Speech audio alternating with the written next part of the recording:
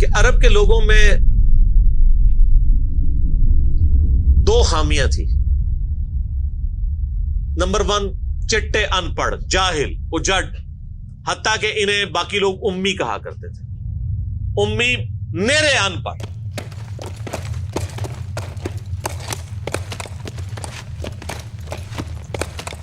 دوسری خامی تھی کہ یہ لوگ آپس میں لڑتے رہتے تھے. خاندانوں کے خاندان ختم ہو جاتے تھے. پانی پینے پلانے کے اوپر جھگڑا ہوا ہے تو 10 سال لڑائی ہو رہی ہے. یہ دو خامیاں تھیں. نمبر 1 چٹے ان پڑھ, نمبر 2 لڑاکو لیکن آپس میں. لیکن دو خوبیاں بھی تھیں. ایک خوبی یہ تھی کہ یہ ٹف ماحول کے عادی تھے. ریگستان کے رہنے والے, گرمیوں میں یعنی اتنے مشکل سفر کرنے والے, اونٹ کے اوپر مہینوں کے سفر, تھوڑا سا ساز و سامان کے ساتھ. اور دوسری خوبی یہ تھی کہ یہ جب کسی کو زبان دے دیتے تھے نا, پھر گردن ہی کٹتی تھی, پیچھے نہیں ہٹتے تھے, چاہے کسی دشمن کو بھی زبان دی ہے. اللہ نے ان کی یہ دو خوبیاں یوٹیلائز کر لی کہ زبان دی اللہ کے نبی علیہ السلام کو, انہوں نے جس نے دی, پھر گردن ہی کٹی ہے. اور دوسری خوبی کہ وہ ٹف ماحول کے عادی تھے لیکن لڑتے آپس میں تھے. اللہ تعالیٰ نے ان کی خامی کیسے پوری کی کہ ان کو ایک لیڈر ایسا دے دیا جس نے سارے قبائل کو ایک جھنڈے کے نیچے جمع کر دیا, اور جہالت کے لیے دور کرنے کے لیے ان کو ان کی زبان میں کتاب دے دی. اب جس نے سورہ بقرہ, سورہ نساء, سورہ مائدہ حفظ کی ہوئی ہے, اس کے سامنے کوئی کرسچن کا پادری, کیا یہودیوں کا پادری وہ بیٹھ سکتا تھا؟ جتنے ان کے دلائل تھے انہوں نے وہ زبانی یاد کیے ہوئے تھے.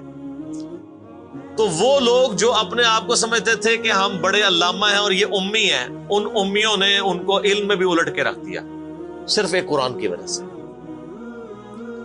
اور اللہ نے لیڈر دیا, سارے عرب قبائل جمع ہوئے. وہ عربی جو آپس میں لڑتے تھے انہوں نے کبھی یہ سوچا بھی نہیں تھا کہ اگر ہم ایک جھنڈے کے نیچے جمع ہو جائیں تو ہم دنیا کی سپر پاورز کو الٹ سکتے ہیں, رومن اور پرشین امپائر کو. اور دیکھیں سر پھر کیسے الٹا ہے انہوں نے.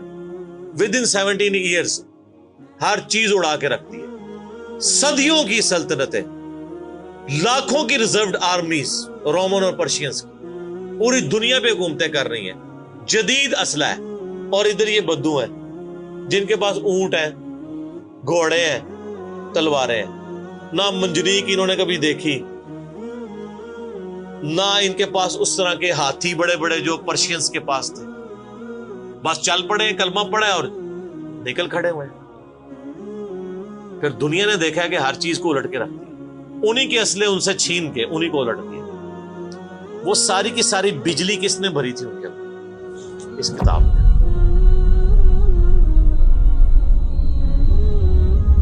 یہ کتاب تھی. کتاب پڑھتے تھے, ایمان تازہ کرتے تھے. جہاد کا کیوں ذکر ہے اتنا قرآن کے اندر؟ کیونکہ اللہ نے ایک ایسی امت اٹھانی تھی جس نے تلوار کے زور پہ اکھاڑنا تھا رومن اور پرشین. ہم مانتے ہیں کہ اسلام تلوار کے زور پہ پھیلا ہے, لیکن یہ تصویر کا ایک رخ ہے. تصویر کا دوسرا رخ یہ ہے کہ جو بدماش صدیوں سے دنیا پہ حکمران تھے اور لوگوں کی رعایا کا استحصال کر رہے تھے, اپنی رعایا کا, ان پہ انہوں نے اتنے ٹیکسز لگائے ہوئے تھے. ان کو اکھاڑنے کے لیے کیا میٹھی میٹھی باتیں چاہیے تھی؟ طارق جمیل صاحب کے لیکچرز نے رومن اور پرشین امپائر اکھاڑنی تھی. یہ تو ان لوگوں کے لیے نہیں مسلمان ہو چکے ہیں. بدماش کب اپنی پوسٹ چھوڑتے ہیں؟ ان کو پھر اسلحے کے زور پہ ہی اکھاڑنا تھا. اور پھر اللہ نے صحابہ کرام کی تلواریں مسلط کی ان کے اوپر. جب اکھاڑ دی, فریڈم آف ایکسپریشن مل گیا, پھر معاملات سیدھے ہو گئے. اس زمانے میں بادشاہ کا دین رعایا کا دین ہوتا تھا. اگر کوئی رعایا کہے نا کہ میں بادشاہ کے دین سے الگ ہوتا ہوں, قتل ہو جاتا تھا. آپ پتہ عیسائیت کیسے پھیلی ہے؟ یہ تو سارے بت پرست تھے. کانسٹنٹائن 2 جس کے نام پہ قسطنطنیہ شہر تھا جو بعد میں مسلمانوں نے فتح کیا, سلطان محمد فاتح نے, ٹرکی والوں نے اس پہ ایک فلم بھی بنائی ہے، اردو ڈبنگ کے ساتھ ہے، ایک ہی نشست میں آپ دیکھ سکتے ہیں 2.5-3 گھنٹے کی. جو فلمیں دیکھتے ہیں ان کے لیے، مولویوں کے لیے نہیں. تو اس نے وہ قسطنطنیہ فتح کیا، پھر اس کا نام استنبول رکھ دیا. وہ کانسٹنٹائن 2 جو تھا وہ کرسچن ہو گیا تھا. چونکہ وہ کرسچن ہوا تو پوری رعایا 3 بر اعظموں میں پھیلی ہوئی وہ کرسچن ہو گئی.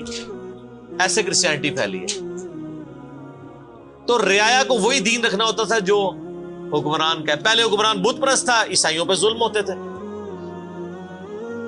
بعد میں جب حکمران ہی مسلمان ہو گیا، اس زمانے ظاہر عیسائیت اسلام کا ہی نام تھا، تو سارے پیچھے اس امام کے. یہ بڑا خطرناک معاملہ تھا. دوسری طرف پرشین جو ہیں وہ آتش پرست تھے، ان کے نیچے آتش پرستی کا دین چل رہا تھا. تو یہ پھر ضرورت تھی کہ فریڈم آف ایکسپریشن دیا جاتا.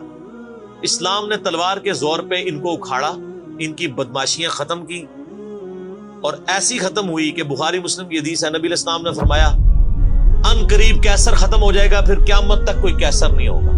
ہائے ہائے ہائے سر، یہ پروفیسیز اللہ کی تائید کے ساتھ ہی کوئی دے سکتا ہے.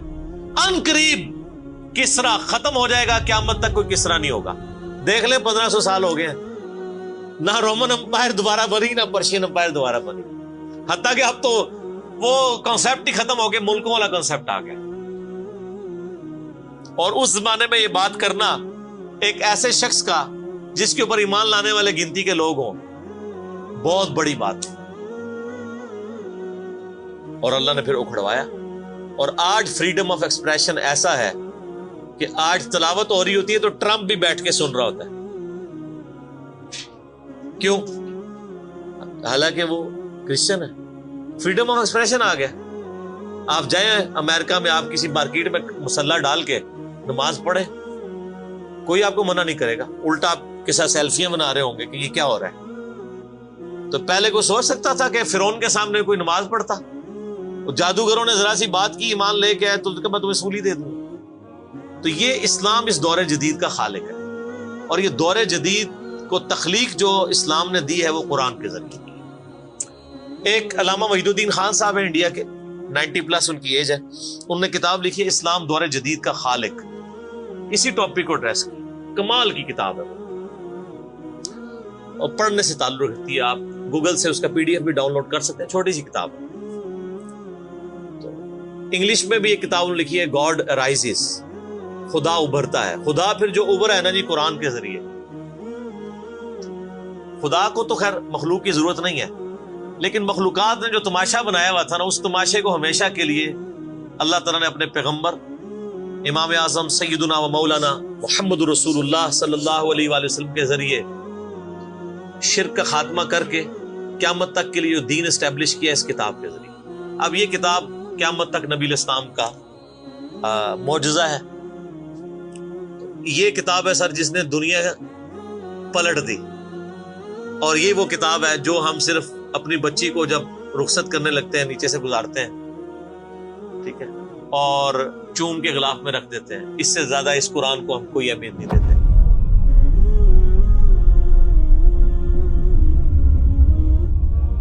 حالانکہ یہ قرآن اس لیے نازل ہی نہیں ہوا، یہ تو ہماری کتاب زندگی ہے.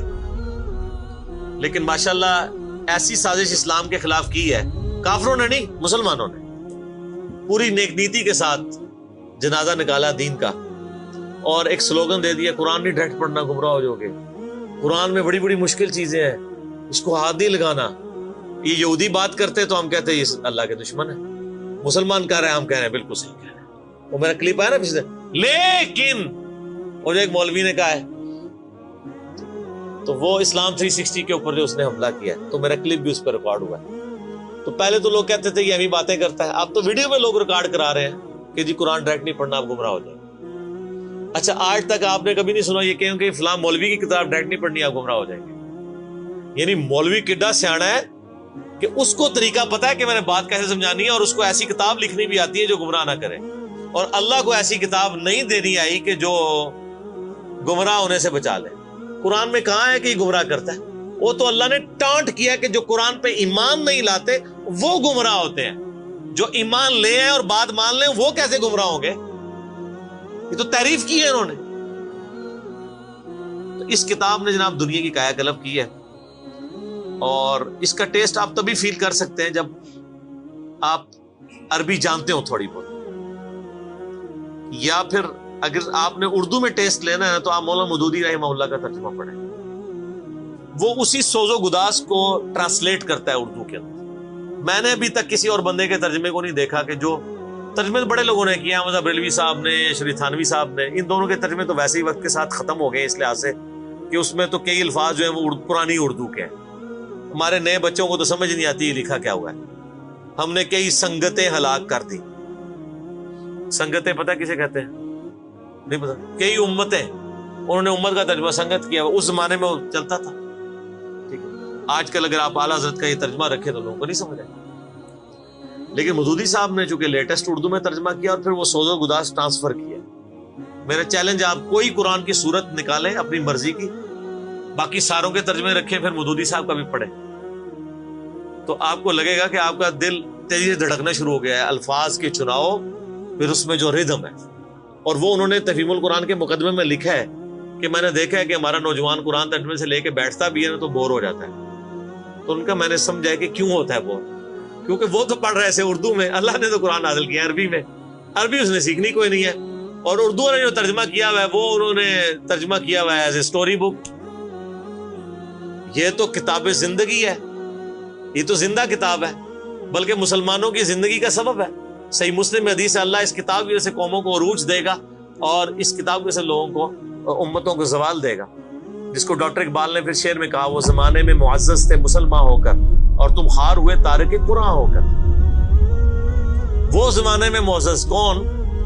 صحابہ اہل بیت، تابعین تبع تابعین، اور تم خار ہوئے کون؟ اسی، اور صرف اسی نہیں، ساڑھے بزرگ بھی۔ یہ نہ سمجھیے گا، ظاہر آپ تو ہم کہہ سکتے ہیں نا، ڈاکٹر اقبال کے زمانے میں انڈیا پاکستان بنگلہ دیش کے جتنے بابے زندہ تھے، آج تو کہہ سکتے ہیں مر گئے ہیں۔ ڈاکٹر اقبال جب یہ شعر کہہ رہا تھا تم خار ہوئے تارک قرآن ہو کر، تو وہ خار احمد بریلوی صاحب، اشرف تھانوی صاحب، یہ سارے لوگ زندہ تھے اس وقت، تو انہی کو ہی کہہ رہے تھے نا۔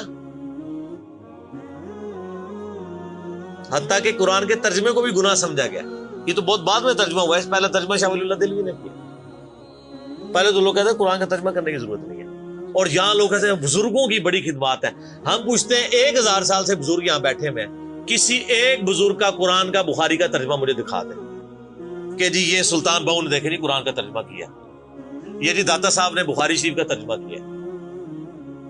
کیا انڈیا پاکستان بنگلہ دیش کے لوگوں کی زبان عربی تھی؟ فارسی تھی نا، تو کسی بزرگ کو توفیق نہیں ہوئی ہے کہ قرآن کا فارسی میں ترجمہ کر دے۔ اتنا بڑا چھکا میں نے مارا ہے کہ قیامت تک یہ روئیں گے۔ آندہ کو کہنا بزرگوں کی خدمات ہیں، ہمارے پرائم منسٹر صاحب بھی کہتے ہیں نا جی وہ فرید الدین گنج شکر کی بڑی تعلیم۔ فرید الدین گنج شکر صاحب نے کون سا قرآن کا ترجمہ کیا؟ اگر کسی نے قرآن کا ترجمہ ہی نہیں کیا، بخاری مسلم کا ترجمہ ہی نہیں کیا، وہ کیا خدمات کرتا رہے؟ وہ اپنی تعلیمات دیتے رہے۔ صحیح غلط اس کا فیصلہ ہم نہیں کرتے، وہ تو پھر میں اور طرف چل پڑوں گا۔ صرف جو خدمات والا ڈھونگ رچایا ہوا ہے نا، وہ میں آپ کو بتا رہا ہوں۔ جتنوں کے مزار بنائے ہوئے آپ نے، کسی ایک کا ترجمہ دکھا دے قرآن کا، تو یہ پھر انہوں نے جان بوجھ کے سیاست کی اسلام کے نام کے اوپر، اپنی باتیں کرواتے رہے۔ سر ان کو پتا تھا قرآن کا ترجمہ ہو گیا، سورہ زمر اور سورۃ الانعام اگر اردو میں آ گئی تو بابوں کو کس نے پوجنا ہے؟ سر بخاری کا اگر ترجمہ ہو گیا تو ساروں نے تو رفع الیدین سے نماز پڑھنی ہے، بابے سارے بغیر رفع الیدین والے نے۔ یہ وجہ تھی کہ بڑی ہوشیاری ہے انہوں نے، یہ نہ سمجھو بولے سمجھے، بہت ہوشیار سمجھے۔ اور دیکھ لینا پھر اب رزلٹ سامنے آ گیا، جدھر ترجمے ہوئے ہیں وہ کہنا نہیں پیو دادے تے ایتھے ہاتھ بندہ سی، اے ایتھے بندہ ہے، تو رزلٹ نکل آیا نا۔ اسی لیے بزرگ جو کام کرتے ہیں وہ حکمت سے خالی نہیں ہوتا۔ ہاں انہوں نے بڑی شیاری دکھائی ہے آپ کے ساتھ، لیکن اللہ کا وعدہ ہے الذی ارسل رسولہ بالہدی ودین الحق لیظہرہ علی الدین کلہ۔ قرب قیامت سے پہلے دین کو غلبہ ملنا ہے، غلبہ بابوں کے ذریعے نہیں ملنا تھا، اسی کتاب سے، جس کتاب نے پہلے غلبہ دلایا۔ اب آج دیکھیں بچہ اینڈرائیڈ فون کھولے ہوئے ہے، کوئی آیت آتی ہے ترجمہ پڑھ لیتا ہے۔ تو سر یہ خدمت تو پھر انہوں نے کی ہے نا اسلام کی۔ اچھا یہ اینڈرائڈ فون کس رحمت اللہ علیہ نے بنایا تھا؟ وہ کہتے ہیں بزرگ تے دنیا ہی کلپ کر دے نگاہ مار کے. وہ بزرگوں نو لے آؤ تے ٹھیپا موبائل نیچے چلا سکتے. آپ مجھے بتائیں میں کسی بزرگ کو قبر سے نکالوں اور اس کو کوئی موبائل چلا لے گا؟ آپ کا بچہ چلا لیتا ہے. اور کسی کا اگر اتنا ایمان ہے نا بزرگوں کے اوپر, تو آج والے بزرگوں پہ بھی ہے. تو میں نے ان کو بڑی دفعہ مشورہ دیا ہے کہ بزرگ جو جناب دنیا چلا رہے ہیں, تو میں ان کو کہتا ہوں آپ کو بزرگوں کے ساتھ جہاز پہ بٹھاتے ہیں, جب 10 کلومیٹر ہائٹ پہ پہنچ جاتا ہے یہ بوئنگ جہاز, جب پہنچے تو ہم پائلٹ کو کہے تو تے پائی بسم اللہ پڑھ کے تے پیراشوٹ نال کود جا, ہن بزرگ چلان تے جہاز لینڈ کران. وہ کتنے لینڈ ہوئے گا جہاز؟ بزرگاں دے مرید بھی اس جہاز ہی نیچے بیٹھ لگے. جہاں تمہیں کہتے ہیں بزرگ دنیا چلا رہے ہیں, ان کو بھی پتا ہے جہاز کو نہیں لینڈ ہونا. اور جو جہاز نہیں لینڈ کرا سکتا, میں کہتا ہوں کسی بزرگ کو آپ لا کے جہاز کے کاک پیٹ میں بھی بٹھا دیں نا, وہ نہیں لینڈ کرا سکتا. ہاں لینڈ کرائے گا اگلے جہاں جا کے, وہ بھی وہ نہیں کرائے گا, خود ہی ہوئے گا. سب کہانی ہے, کہانیوں کا دور ختم ہو چکا, کیونکہ اب ایک نعرہ عام ہے. کون سا؟ کہ نہ میں وابی نہ میں بابی, میں ہوں مسلم علمی کتابی. تو یہ علمی کتابی جب ہم کہتے ہیں تو وہ علم کون سا علم ہوتا ہے, وہ کتاب کون سی کتاب ہوتی ہے؟ یہ اللہ کی کتاب جس پہ ہم بات کر رہے ہیں. تو آپ دیکھیں میں اس پہ بھی 30-35 منٹ لگ گئے. اب آپ آ جائیں سورہ النبا.